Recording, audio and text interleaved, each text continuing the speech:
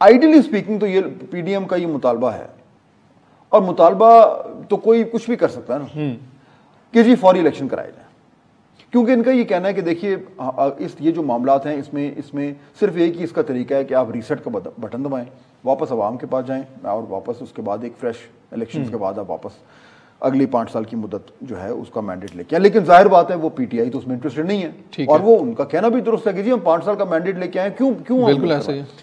لیکن اگر اپوزیشن وہی کہتی ہے کہ جی ہمیں نئے الیکشن چاہیے, تو وکاس پھر سوال تو یہ پیدا ہوتا ہے کہ وہ نئے الیکشن کیسے ہوں گے فریش.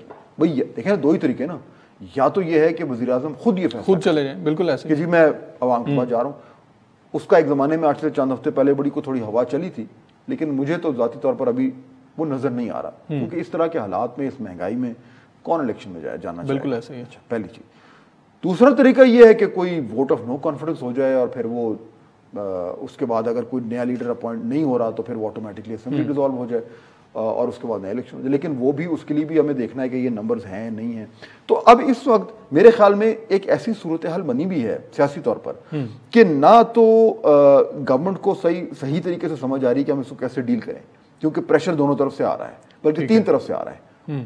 اسٹیبلشمنٹ کی سپورٹ کم ہو رہی ہے, اپوزیشن کی طرف سے بھی اب جس طرح ہم دیکھ رہے ہیں کہ تھوڑا وہ اپنے آپ کو موبلائز کر رہے ہیں, اور تیسرا عوام کی طرف سے تو ہے ہی ہے.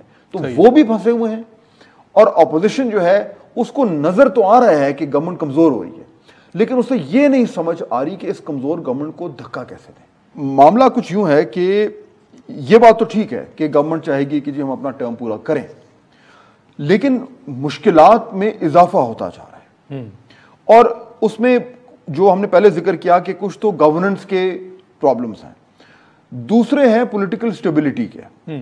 میرے خیال میں گورننس کے ایشوز تو جو ہیں وہ تبھی میٹر کرنا شروع کرتے ہیں, یا تبھی وہ خطرے کی گھنٹی بجانا شروع کرتے ہیں جب وہ پولیٹیکل انسٹیبلٹی کے ساتھ ملنا شروع ہو جائیں. ٹھیک ہے. پولیٹیکل انسٹیبلٹی کیا ہے؟ پولیٹیکل انسٹیبلٹی یہ ہے کہ حکومت کے پاس وہ استحکام نہیں ہے جو پچھلے 3 سال میں اس کے پاس تھا.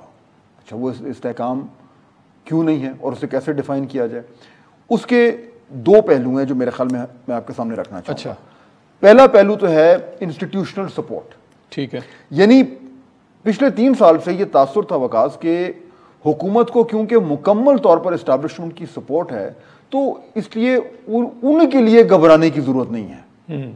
وہ خان صاحب دوسروں کو کہتے تھے کہ گھبرانا نہیں ہے, ان کو گھبرانے کی ضرورت نہیں ہے, کیونکہ کوئی بھی بڑا مسئلہ اگر ہوتا تھا تو کہیں نہ کہیں سے جو ان کو سپورٹ مل رہی تھی وہ معاملے کو سنبھال لیا جاتا تھا, چاہے وہ خارجہ پالیسی کا ہو, چاہے وہ ڈومیسٹک پالیٹکس کا ہو, چاہے وہ کو پارلیمانی لیجسلیشن تک کا ہو. یہاں تک میں آپ کو بتا دوں کہ بل پاس ہونے ہیں یا بجٹ میں نمبرز پورے نہیں ہو رہے, تو وہ جو ان کو سپورٹ مل رہی تھی ان سے ہر حوالے سے ان کے مسائل حل ہو جاتے تھے.